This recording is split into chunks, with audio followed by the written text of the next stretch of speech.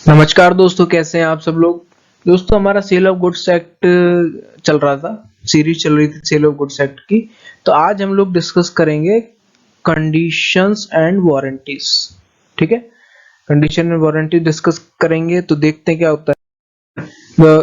Condition and warranty, a stipulation in a contract of sale with reference to goods which are the subject thereof may be condition or a warranty। सबसे पहले stipulation बता देता हूँ क्या होता है। stipulation एक essential element होता है किसी भी agreement का। stipulation माने कि कोई essential चीज agreement के लिए। ठीक है, इसको मैं एक essential चीज भी बोल सकते हैं आप। essential, essential in a contract of sale मतलब कि जरूरी चीज क्या है। तो स्टूपुलेशन क्या हो सकता है, इस स्टूपुलेशन क्या होता है। स्टूपुलेशन जो एक इसेंशियल चीज है, कंडीशन जो है वो, उसको हम मैं कंडीशन भी बोल सकता हूँ और एक वारंटी भी बोल सकता हूँ। इस कंडीशन और वारंटी किसको बोलूंगा मैं, एक स्टूपुलेशन को। यानी कि इसेंशियल फॉर एन एग्रीमेंट, किसी भी एग्रीमेंट को होने के लिए जो एक इसेंशियल कंडीशन होती है उसको मैं क्या बोलूंगा, स्टिपुलेशन। तो उस स्टिपुलेशन को क्या बोल सकते हैं, एक कंडीशन भी बोल सकते हैं, एक वारंटी भी बोल सकते हैं किसी भी कॉन्ट्रैक्ट ऑफ सेल में। ठीक है, फिर देखते हैं। A condition is a stipulation essential to the main purpose of the contract the breach of which give rise to a right to treat the contract as repudiated. ठीक है, अगर किसी भी कंडीशन को अगर ब्रीच किया जाए, कोई भी कॉन्ट्रैक्ट होता है तो उसकी कुछ एसेंशियल कंडीशंस होती हैं।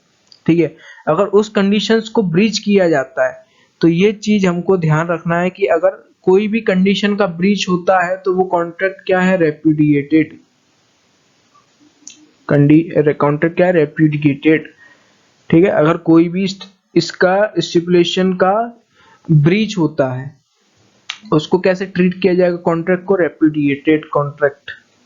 ठीक है, a warranty is a stipulation collateral to the main purpose of the contract, the breach of which give rise to a claim for damages but not to a right to reject the goods and treat the contract as repudiated। ठीक है, अब चलो condition का breach हुआ तो चलो आपने contract को रेपुडिएट कर दिया। लेकिन अगर कोई वारंटी जो है उसका अगर ब्रीच होता है तो क्या होगा, तो give rise to a claim for damages but not to a right to reject the goods। और उस कॉन्ट्रैक्ट को रेपुडिएट भी नहीं कर सकते आप। सिर्फ आप अगर वारंटी का अगर ब्रीच होता है तो आप सिर्फ ये चीज कर सकते हो, क्लेम फॉर डैमेजेस। जो भी आपको नुकसान हुआ है वो क्लेम कर सकते हो आप कि भैया नुकसान दे दो मुझको, बस। Whether a stipulation in a contract of sale is a condition or a warranty depends in each case on the construction of the contract। A stipulation may be a condition, though called a warranty in the contract। भैया अब जी ये जो stipulation जो होता है, जो essential condition होती है एग्रीमेंट के लिए, stipulation, वो किसी केस में तो कंडीशन होती है, किसी केस में वारंटी होती है। ठीक है, कंडीशन और वारंटी। अब depend in each case of the on the construction of the contract. अब कॉन्ट्रैक्ट जो है बना कैसे है वो उसके ऊपर डिपेंड करता है। तो किसी केस में वो एक कंडीशन है, किसी केस में वो कॉन्ट्रैक्ट है। ठीक है, तो ये था कंडीशन वारंटी की। एक स्टिपुलेशन होता है, किसी केस में कंडीशन होता है, किसी केस में वारंटी होता है। अगर जो कंडीशन का ब्रीच होता है तो कॉन्ट्रैक्ट रेपुडिएट हो जाता है, और वारंटी का ब्रीच होता है तो क्लेम फॉर डैम मतलब कि सिर्फ आपको डैमेजेस का क्लेम कंपनसेशन मिलता है कि जो नुकसान हुआ है वो। ठीक है, तो अब अगली चीज देखते हैं, when conditions to be treated as warranty. अब हमने ये देखा है कि कंडीशन और वारंटी, ऊपर से तो हमको यही लगा है कि कंडीशन और वारंटी अलग होता है, तो बिल्कुल अलग अलग होता है। कंडीशन अलग होती है, वारंटी अलग होता है। ठीक है, अब ऐसे कंडीशंस की जहां पर कंडीशंस को वारंटी के तरह ट्रीट किया जाएगा, वो कंडीशंस कौन सी है, कंडीशन देखते हैं। कंडीशन देखते हैं तो मैं एक आपको वैसे ही एक हाईलाइट कर दे रहा हूं। क्या, condition to be fulfilled by the seller, the buyer may waive the condition or elect to treat the breach of the condition as a breach of warranty and not as a ground for treating the contract as repudiated। ठीक है, अब मान लो कोई भी condition है वो seller ने fulfil नहीं करी, कोई भी एक एसेंशियल कंडीशन है वो सेलर ने फुलफिल नहीं करी। अब वो सेलर ने फुलफिल नहीं करी तो अगर तो बायर है ना उसको माफ भी कर सकता है। ऐसा जरूरी नहीं है कि बायर को मतलब वो जो एग्रीमेंट है जो कॉन्ट्रैक्ट है वो उसको रेपुडिएट ही करवाना है। वो चाहे तो माफ भी कर सकता है, और अगर उसने माफ कर दिया है सेलर को माफ कर दिया है तो भैया अगर वो इतना कदम आगे बढ़ा रहा है तो थोड़ा आप भी बढ़ाओ। तो आपको जो है जो डैमेज किया है आपने बायर को वो आपको सही करना पड़ेगा। सही करना पड़ेगा मतलब क्लेम फॉर डैमेजेस, और क्लेम फॉर डैमेजेस हो गया तो भैया ये तो वारंटी हो गई, है ना। कंडीशन अगर अगर कंडीशन ब्रीच हो रही है मतलब कि ये पॉइंट बोलना क्या चाह रहा है कि अगर कोई भी जगह सेलर कंडीशन ब्रीच कर रहा है, किसी भी कॉन्ट्रैक्ट की कंडीशन ब्रीच कर रहा है, तो उस टाइम पर क्या होगा, कॉन्ट्रैक्ट एज रेपुडिएट मतलब उस कॉन्ट्रैक्ट को रेपुडिएट कर दिया जाएगा अगर सेलर कंडीशन ब्रीच कर रहा है। लेकिन अगर बायर उसको माफ कर रहा है, बायर उसको माफ करना चाहता है कि चलो कोई बात नहीं, कोई दिक्कत नहीं है, लेकिन जो मेरा नुकसान हुआ है वो भरपाई कर दो। अब अगर वो नुकसान की भरपाई करवा रहे हैं वो आप, तो वो तो वारंटी हो गया। इसका मतलब क्या कि आप जो कंडीशन के ब्रीच को आप वारंटी की ब्रीच ऑफ वारंटी की तरह ट्रीट कर रहे हैं। तो यही तो बोल रहा है when condition to be treated as warranty. पहला पॉइंट क्लियर है। Where a contract of sale is not severable and the buyer has accepted the goods or part thereof, the breach of any condition to be fulfilled by the seller can only be treated as a breach of warranty and not as a ground for rejecting the goods and treating the contract as repudiated unless there is a term of the contract express or implied to that effect. अब देखते हैं ये क्या बोल रहा है, सीवियरेबल। सीवियरेबल इसका मतलब क्या होता है, अगर ये चीज हमको समझ में आ जाए तो पूरा यही है। तो सिविरेबल का मतलब क्या होता है कि कोई ऐसा प्रोजेक्ट अगर जो कंप्लीट हो गया तो उसका बेनिफिट हमको प्रोजेक्ट कंप्लीट होने के बाद ही मिलेगा। मतलब कि अगर हम कोई भी चीज हम करवाते हैं तो उसका कुछ बेनिफिट होता है हमको, है ना। तो एक कुछ ऐसे प्रोजेक्ट होते हैं कि अगर अगर उसका बेनिफिट चाहिए तो पूरा प्रोजेक्ट कंप्लीट होने के बाद ही आपको बेनिफिट दिखेगा, समझ रहे हो।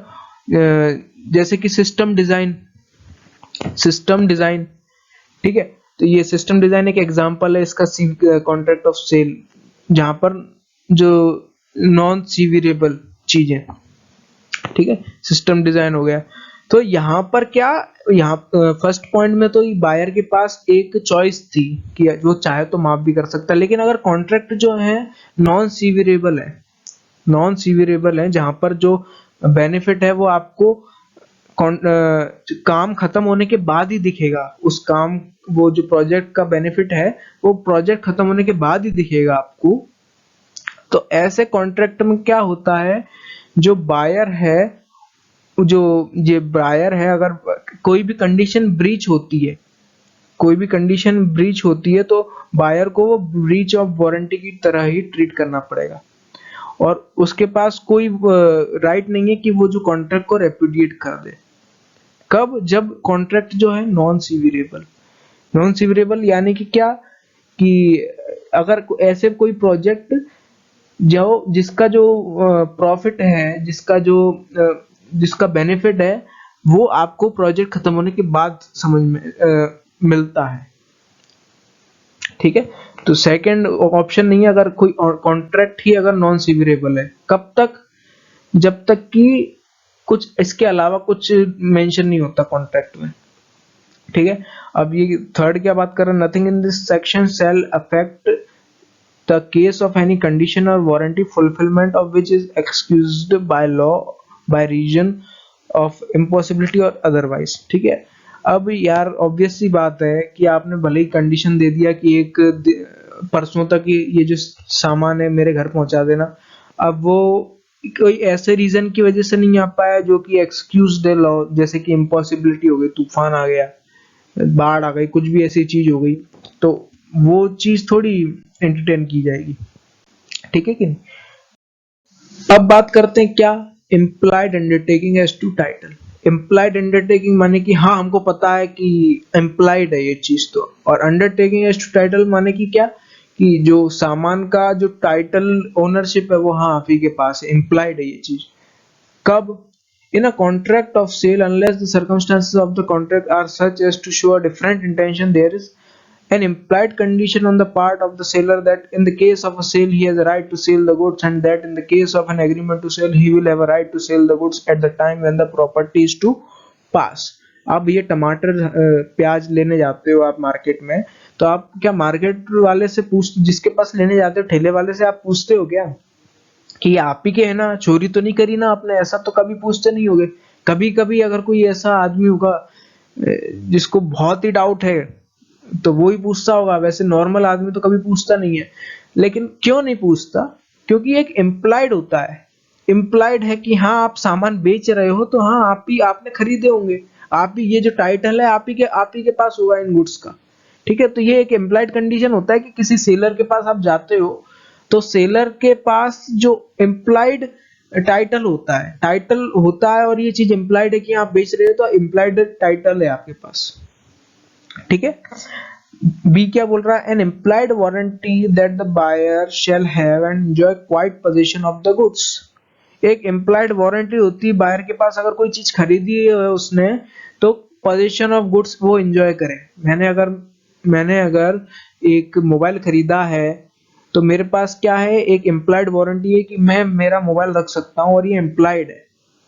ठीक है, उसको बताने की जरूरत नहीं है कि वो जब मोबाइल, जो दुकानदार है वो मोबाइल दे रहा होगा उस टाइम पे बताएगा नहीं वो ये आपका मोबाइल है, आप रखना 24 घंटे रखना अपने पास, ऐसा तो बताएगा नहीं, क्योंकि ये चीज क्या है, इम्प्लाइड है। ठीक है, an implied warranty that the goods shall be free from any charge. ये चीज तो मुझको समझाने की जरूरत नहीं है। Implied warranty that the goods shall be free from any charge और encumbrance in favor of any third party not declared or known to the buyer before or at the time when the contract is made। ठीक है, मतलब कि कोई भी चीज अगर आपको मिल रही है तो यार ये तो ऑब्वियस सी बात है कि अगर आप खरीद रहे हो तो आप कंप्लीटली खरीदोगे, है ना? और थर्ड पार्टी का कोई भी पोजीशन नहीं होना, कोई भी चार्ज नहीं होना चाहिए उसके ऊपर, एक्स्ट्रा चार्ज जो आपको नहीं पता। ठीक है, तो ये भी एक इम्प्लाइड वारंटी होती है। Sale by description, sale by description आप पढ़ लीजिएगा, मैं आपको ऐसी ओरली बता देता हूँ कि सेल बाय डिस्क्रिप्शन होता क्या है कि मान लो आपकी शादी है, ये लड़कियों के बारे में बात कर रहा हूँ, आपकी शादी है और आपको मनीष मल्होत्रा वाला लहंगा आपको चाहिए आपकी शादी में। ठीक है, मनीष मल्होत्रा वाला लहंगा चाहिए आपको, तो आपने जो दुकानदार है जो लहंगे वगैरह बनाता है, आपने उसको बोल दिया कि भाई भैया जो भी, प्लीज ये इस तरीके का आप बना दो, ऐसा ऐसा ऐसा ऐसा, जो भी डिस्क्रिप्शन है, सेल बाय डिस्क्रिप्शन, आपको समझ में आ गया होगा मैं क्या बात कर रहा हूँ। जो भी डिस्क्रिप्शन है वो आपने उसको बता दिया कि भाई ऐसा ऐसा ऐसा ऐसा ऐसा। ठीक है, अब आपने उसको डिस्क्रिप्शन बता दिया कि मेरे को इस तरीके का चाहिए, अब आपने जो डिस्क्रिप्शन बताया आपको उसी तरीके का मिलना चाहिए। ठीक है, और अगर आपको उस तरीके का नहीं मिलता है तो ये क्या है, एक इम्प्लाइड कंडीशन है, और इम्प्लाइड कंडीशन अगर नहीं फुलफिल होती, उसका ब्रीच होता है, तो यार अवॉइड, तो आप चाहो तो मतलब कि अगर आपने जिस तरीके का लहंगा बनवाया है, जिस डिस्क्रिप्शन दिया है उस तरीके का नहीं बना, तो आप चाहो तो खरीदो, चाहो तो मत खरीदो। ठीक है, अब दूसरी चीज क्या है, sale by sample. Sale by sample, अब सैंपल, अब क्या हो गया, आपकी शादी है, आपको लहंगा बनवाना है, अब आप जो लहंगा है, जो एक डुप्लीकेट लहंगा है वो आप ले आए, अपनी दोस्त का लहंगा डुप्लीकेट ले आए, तो आपने क्या किया, एक सैंपल बता दिए, भैया इस तरीके का आपको लहंगा बनाना है, मनीष मल्होत्रा का डुप्लीकेट है, मेरी दोस्त का है, सैंपल देख लो, आप इस तरीके का बनाना है आपको। ठीक है, आपने मतलब सैंपल दिखा दिया, अब आपने सैंपल दिखा दिया तो क्या हो गया, ये एक इम्प्लाइड कंडीशन बन गई। क्या हो गया, ये एक इम्प्लाइड कंडीशन बन गई कि आपको, कि जो दुकानदार है उसको उसी तरीके का बनाना पड़ेगा। अब सेल बाय, इसके साथ आपको कुछ और भी राइट्स मिलते हैं। क्या राइट्स मिलते हैं, एक तो that the bulk shall correspond with the sample in quality, जो आपने सैंपल उस तरीके, इस क्वालिटी का बनना चाहिए। वो अलग बात है कि आपने कुछ और बता दिया उसको, भैया थोड़ी क्वालिटी कम रखना, लेकिन अगर आप उसी सैंपल, जो सैंपल आप लाए उसके जैसे ही बनाना चाहते हो, आप उसकी जैसे ही बनवाना चाह रहे हो, तो क्वालिटी भी सेम होनी चाहिए। ठीक है, रीजनेबल अपॉर्चुनिटी होनी चाहिए कि आप जो सैंपल है और जो आपने बनवाया उसके साथ आप कंपेयर कर सको। ठीक है कि नहीं, और that the goods should be free from any defect. ये तो यार बहुत जरूरी है, बहुत ज्यादा जरूरी है। हमने अभी पढ़ा था कि उस जो गुड्स है वो सही होने चाहिए, तो ये तो बहुत जरूरी है। ये खराब होता है इसका मतलब क्या कि जो कंडीशन है उसका ब्रीच हो रहा है, ठीक है कि नहीं। तो ये जो गुड्स है उसके वो फ्री होना चाहिए किसी भी डिफेक्ट से या रेंडर से, या ठीक है। और ये आपको दिखना कब चाहिए, ये भी बात जरूरी है। ऐसा नहीं कि आप घर पे ले आए उसके बाद आपको दिख रहा है। Which would not be apparent on reasonable examination of the sample. Reasonable examination, आपने जब आप देख रहे थे, एग्जामिन कर रहे थे, उसी टाइम पे दिखना चाहिए। रीजनेबल एग्जामिनेशन में दिख जाना चाहिए आपको, ठीक है। अगर उस टाइम पे नहीं दिखता बाद में तो यार नहीं माना जाएगा ऑब्वियसली। अब क्या बात कर रहा है, implied condition as to quality और फिटनेस, ठीक है। अब इम्प्लाइड कंडीशन किस किस लिए, मतलब कोई भी हम गुड्स करवा रहे हैं तो इम्प्लाइड कंडीशन किस लिए, एज टू क्वालिटी और फिटनेस, ठीक है।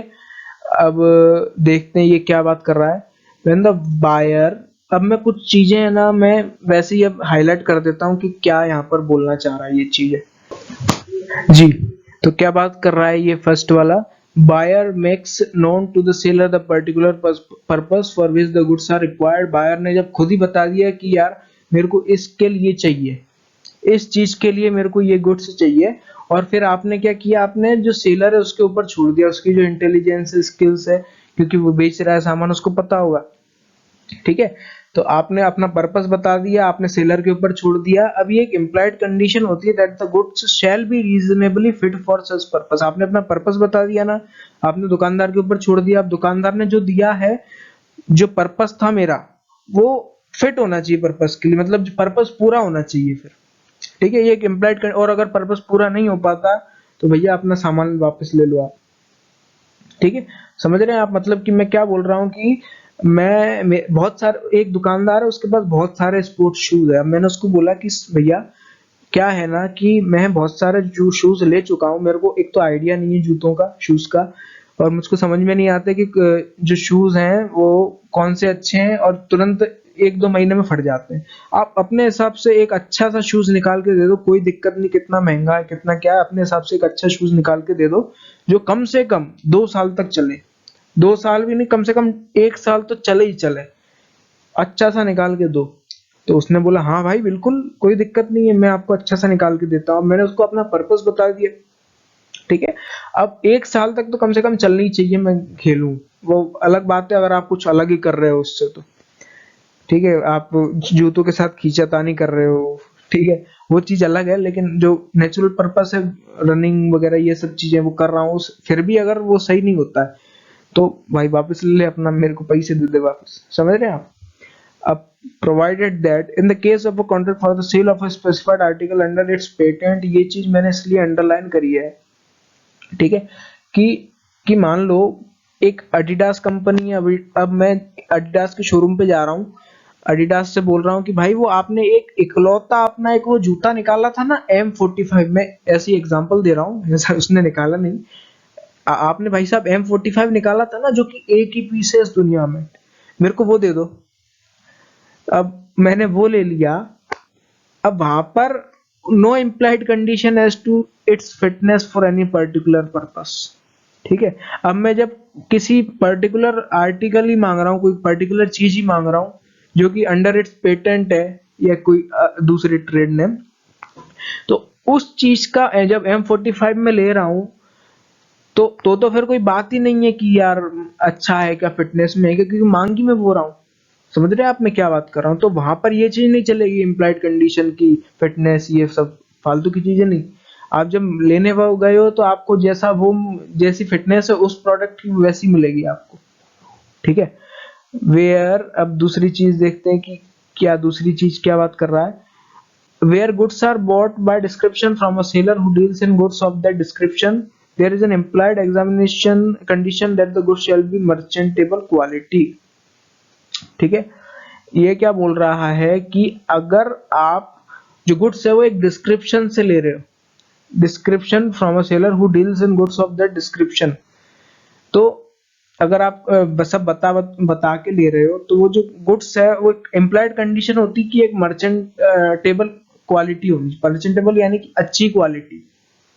आप बता के ले रहे हो भले ही से कि यार मुझको ऐसा चाहिए, मुझको ऐसा चाहिए, मुझको ऐसा चाहिए, तो ये एक इम्प्लाइड कंडीशन है कि वो जो गुड्स है वो अच्छे होने चाहिए। और वो बात अलग है कि आप बोल के ले रहे हो कि एक बहुत बेकार चीज चाहिए मुझको, तो ये वो आप अगर कुछ बता नहीं रहे हो कि ऐसा वैसा कि अच्छी चीज होना, ये चीज ये नहीं बता रहे हो आप भले ही से, लेकिन फिर भी वो इम्प्लाइड है कि हाँ वो आपको अच्छी चीज निकाल के देगा, मर्चेंटेबल क्वालिटी। ठीक है कि नहीं? Provided that if the buyer has examined the goods there shall be no, अगर आपने पहले से ही एग्जामिन कर लिया, बाद में कुछ खराबी निकलती है, no implied condition regards defects. ठीक है, क्लियर है। An implied warranty or condition as to quality or fitness for a particular purpose may annexed by the usage of trade। ठीक है, अब इसमें और इसमें थोड़ा फर्क है। इसमें मैंने बिल्कुल स्पेसिफाई कर दिया है, इसमें मतलब जो जो आदमी है उसने स्पेसिफाई कर दिया बिल्कुल कि भैया आप वो तो दे रहे हो, शूज तो दे रहे हो, लेकिन मुझको शूज जो है वो अच्छे चाहिए, मेरे फट जाते हैं, ये वो बिल्कुल आपने स्पेसिफाई कर दिया अपनी प्रॉब्लम, और जो आपको चाहिए वो आपने बिल्कुल स्पेसिफाई कर दिया। यहाँ पर अगर मैं कोई चीज ले रहा हूँ, यहाँ पर मैं कोई चीज ले रहा हूँ, तो कोई भी पर्टिकुलर कोई भी चीज के लिए, मतलब मैं चप्पल ले रहा हूँ, तो ऐसा नहीं कि चप्पल मैंने दुकान से खरीदी, मैंने 10 कदम चला और टूट गई, नहीं, नहीं ऐसा नहीं होता। यहाँ पर एक फिट इम्प्लाइड वारंटी या कंडीशन होती है क्वालिटी और फिटनेस की, किसी भी पर्टिकुलर पर्पस, भले ही वो पर्पस आपका ट्रेड करने का क्यों ना हो, भले ही आप खरीद के फिर बेचने का क्यों ना हो। ठीक है, हो सकता है आपका बेचने का भी हो सकता है, वहां पर भी क्वालिटी और फिटनेस जो क्वालिटी है वो प्रोडक्ट की वो सही होनी चाहिए, अच्छी होनी चाहिए। क्योंकि ये जो है सेक्शन, ये बात ही किसकी करता है, क्वालिटी और फिटनेस की। तो सब घूम फिर के बात वहीं पे ही आ रही है कि किस किस रूप में, किस किस जगह पर कौन कौन सा आदमी। ठीक है, अब an express warranty or condition does not negative a warranty or condition employed by this act. मतलब कि ये क्या बोल रहा है कि इस एक्ट में अगर इसके अलावा, मतलब इस एक्ट में जो जो वारंटी लिखी है, वारंटी और कंडीशन जो लिखे हैं, वो तो हर जगह लागू होंगे, हर जगह। ठीक है, अगर मान लो कोई आदमी अगर कुछ ऐसी वारंटी कंडीशन दे रहा है जो कि इससे कम है, या फिर इसके अपोजिट में, या इससे नेगेटिव में है, इससे नेगेटिव में, तो वो कंडीशन वारंटी नहीं मानी जाएगी। ठीक है, ये कंडीशन सबसे ऊपर है, ये जो सारी कंडीशंस है ना, जितनी भी ये कंडीशंस है और वारंटीज है, ये सबसे ऊपर मानी गई है। और अगर इसके अलावा कोई अगर वारंटी कंडीशन है जो इसको डाउन कर रही है, इसको मानने से मना कर रही है इन कंडीशंस को, तो वो नहीं मानी जाएगी। ठीक है,